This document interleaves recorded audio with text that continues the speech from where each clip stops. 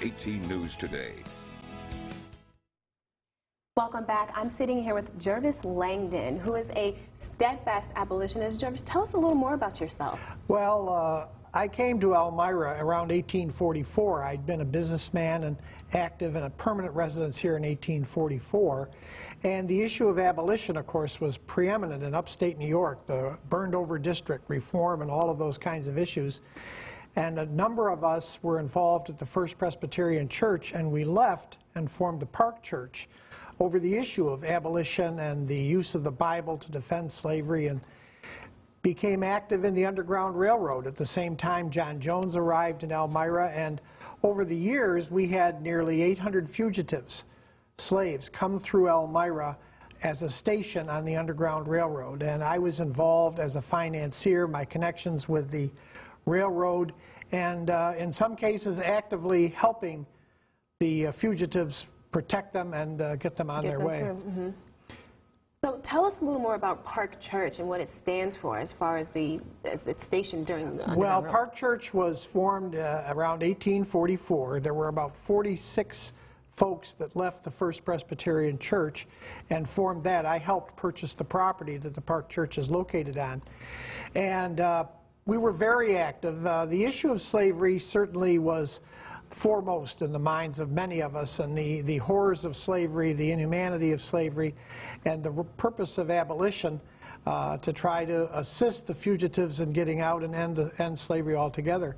And the Park Church was a conduit, more or less, of an organization of folks, and we sheltered fugitives all over the area. In fact, one time we had about 15 fugitives who came to Elmira. The route was from Philadelphia to Harrisburg to Williamsport up to here, and then they would catch a train and then go to St. Catharines, Canada.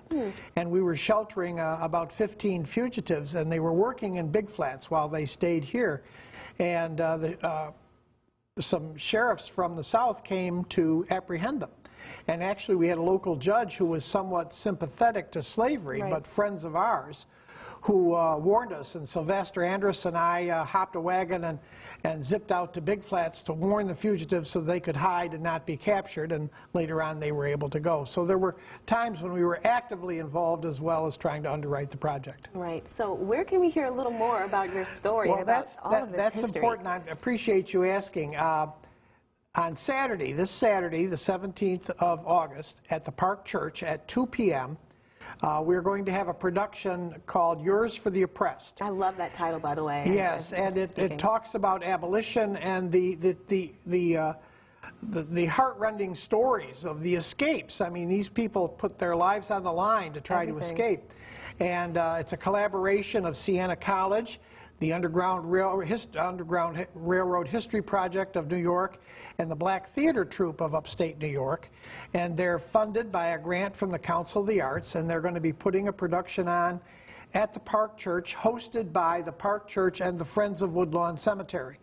One of the projects of the Friends of Woodlawn has been to identify those who were involved with the Underground Railroad. There's a marker at the cemetery.